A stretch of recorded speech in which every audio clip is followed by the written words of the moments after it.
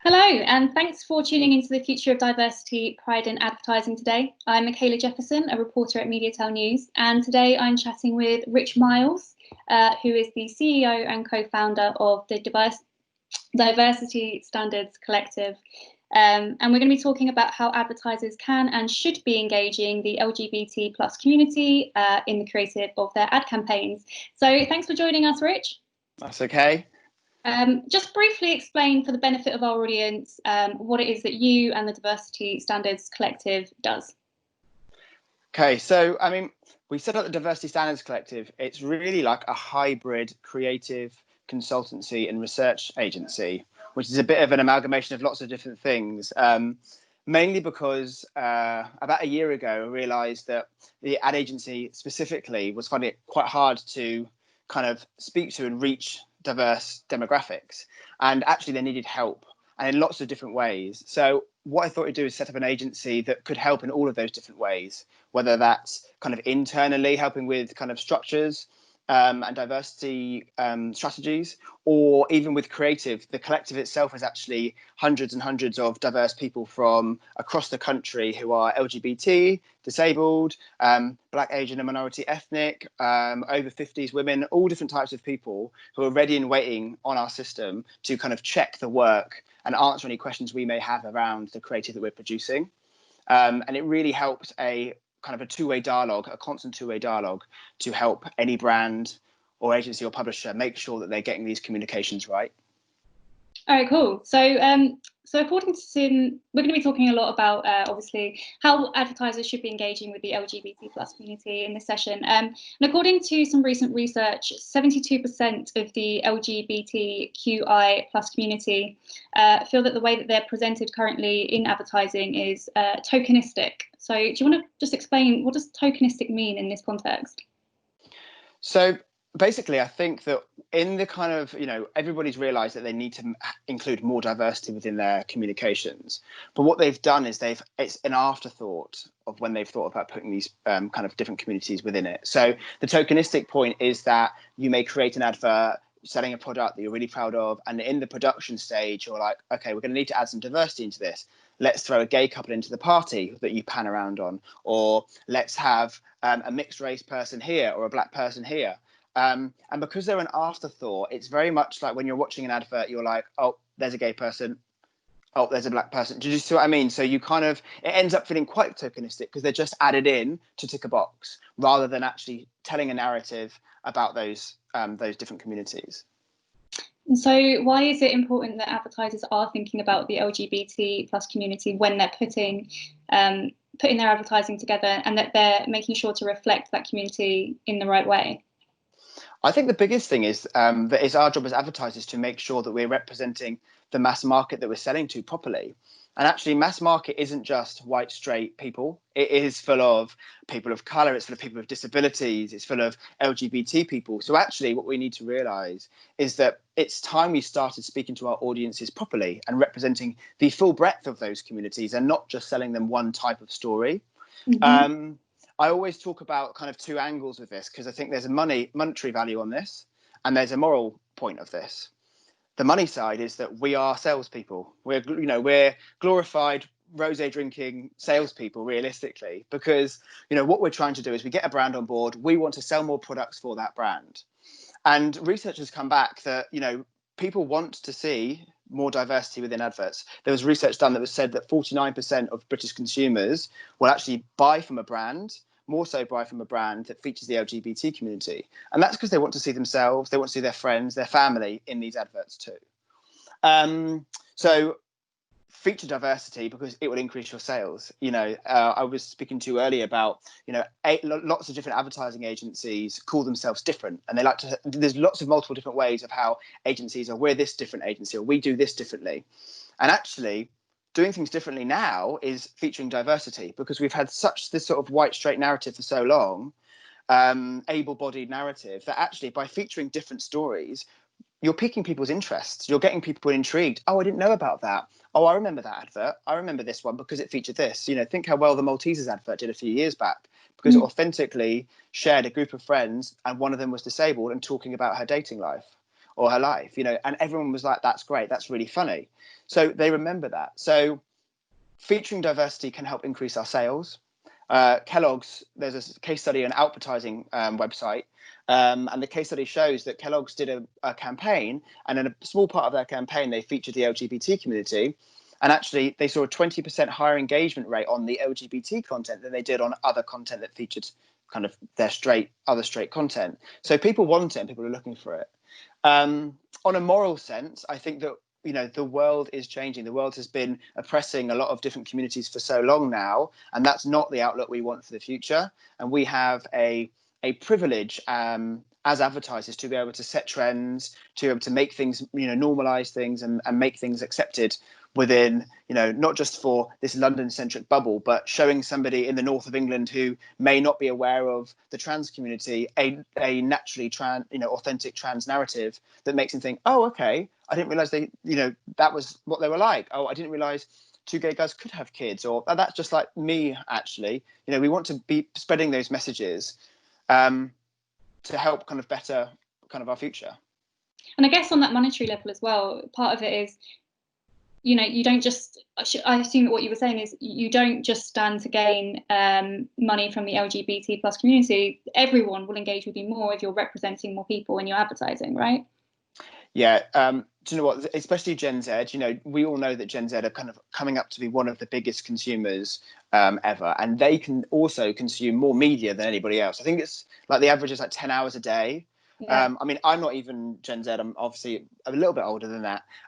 My average on my phone is 9.5 hours, and that's from going to YouTube holes and different things. So we're consuming media, but we're also a lot more aware of kind of more social responsible things to do. So, you know, environmental issues and diversity issues, these sort of things. And Gen Z want to see more diversity in other brands, and a lot of other people want to see you representing the breadth of people within the country, and they'll respond better to you. You know, if you have a voice, you're respected a lot more than somebody who just kind of sits below the parapet, if that's the saying. It may not be, I'm terrible with sayings. And you doesn't have a voice. And, you know, you're not going to get recognized as a brand if you're saying the same thing as everybody else. Say something different, say something positive, say something progressive, and you, as a brand, you'll be recognized and probably, you know, celebrated for it. Okay, so let's talk about a brand then that maybe didn't get it quite right, that we can all take some learnings from when we're looking at our creative of our ad campaigns in the future. What is a brand that maybe has tried to engage with the LGBT plus community before and misfired? Sure. So, I mean, just to caveat this on the basis is that I kind of, and I know a lot of the community do have full respect for any brand who actually stands up and stands proud and tries to put a message forward that will help better represent the community or any sort of community. The disconnect comes when that brand or agency doesn't fully understand the kind of cultural nuances that come with that community.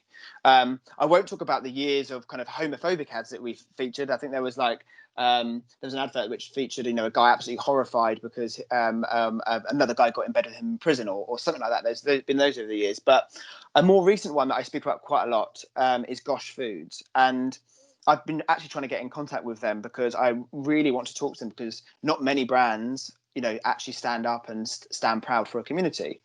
Their advert actually featured the coming out story, and it's become kind of a narrative that we're all aware of now. You know, young people come up to their parents, stand there really fearful of what they've got to say. Mum, Dad, I'm gay. And in this instance, they changed it and they said, Mum, Dad, I'm a flexitarian.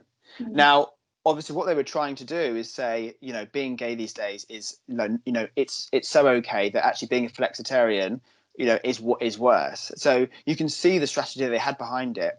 But what happened that kind of was that jarred with the community was that the after effect was that the dad actually responded really badly. You know, first your sister, now you, and then it went into, he actually really violently reacted. And that's quite triggering for a lot of the community. Like a lot of us, you know, a large percent come out to our parents. You know, it's so great when people don't have to come out to their parents anymore, but most of us have to. Most of us spend years getting to a point where we feel confident or comfortable enough that we're going to tell them and our friends, and we're all really aware that they could hate us. You know, 24% of homeless people are LGBT. So, you know, we are renowned to be disowned and disliked for it over a period of time. So it's a quite triggering thing. So to allude to it can be very triggering, and actually it's quite hard. And the only way I can kind of relate this to a heteronormative kind of narrative is to say, imagine if we switched that and that was domestic abuse, and actually a husband or wife was about to hit somebody, but then they came out as a flexitarian. We'd all probably stand there and say, hey, this isn't right. That's a bit on the nose. You don't really use something like that as a joke. And I think it's the misunderstanding that to the community, it's as bad as that. You know, it is a form of actually domestic abuse when you're treated like that even by your parents. My boyfriend specifically actually had that experience. So his sister first came out, and then he came out. So his mum and dad did react in exactly that same way. So he was really, really, upset by the way that they had just made that like a joke. But as I said, they came at it from a place of, you know, wanting to help. What maybe the disconnect was that they didn't speak to the community first. So part of what I was explaining about the Diversity Standards Collective is we put things through research with different communities. So when this all went on Twitter, we decided, well, let's put it out to our community and our collective and see what they think. And there we based them on all outside of London, you know, just kind of any LGBT people from different pockets of the UK. And actually, we were astounded about how negative it came back. So 100% of respondents thought that it was offensive to the community. 100% thought it was stereotypical, uses stereotypes, negative stereotypes. Overall, we asked 20 questions and it came back 96.5% negative, which is like, whoa, maybe if they had just asked, you know, not just the only gay guy in the office at the time, who obviously his opinion can't speak for everybody, every LGBT person, but done on a wider kind of scale, they may have known that journey of narrative they were telling maybe shouldn't have been told. What's interesting is that actually the results also came back really strongly in favour of saying, wow, you know what, they represented a mixed race family that was just like mine. So although it came back negative on the LGBT narrative they were telling, they actually told the story of a mixed race family very well. They thought they'd got the kind of setting and the set design really right. They thought they'd got the look of the family really right. So that came back quite positive, but it was probably something they weren't really thinking about as much, even though they were portraying, you know, actually intersectional family where they were gay and people of colour. So that was really positive. And brand sentiment came out really high. People knew what they were trying to sell. They knew what they wanted to do. It's just that the narrative jarred with a lot of people. So I think that's where brands get it wrong slightly, is that they don't reach out and ask, or they don't do as much research as maybe they should do.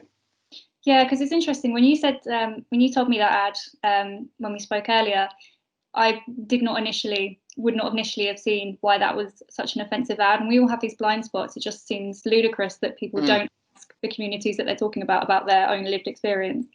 Yeah. But on the flip side, there are some ads that have done it well, some brands that have done it well. What examples of those can you give? There's actually quite a few. We always like to celebrate the ones that have done really well for the community. And recently, I think we've seen quite a few. Just to go in the kind of midway point, there was a brilliant ad by Carling done a year or two ago. And it featured a trans woman who was also a football coach. Now, that is like smashing stereotypes all over the place. You know, a female football coach who's not only a woman, but a trans woman. Mm-hmm. And for a brand who's, you know, a beer brand, that's something that you normally get is you're quite misogynistic. You don't expect it from it. So that was really great. There was a little stumbling block where we did some research and the trans community thought they could be a bit more. They could have exaggerated and let the public know that she was trans rather than just expect to know. But realistically, overall, a great example of good representation. Then we have ads like the Vauxhall advert and Renault adverts, which portray really like granular narratives about like lesbian women who are having children, you know, pregnant, getting in the car and doing that. And I think what I was talking to you earlier was about brands who actually So they actually sell the product and authentically fit in the community rather than trying to put the community in and kind of it jarring with the product. So Talk did a fantastic ad.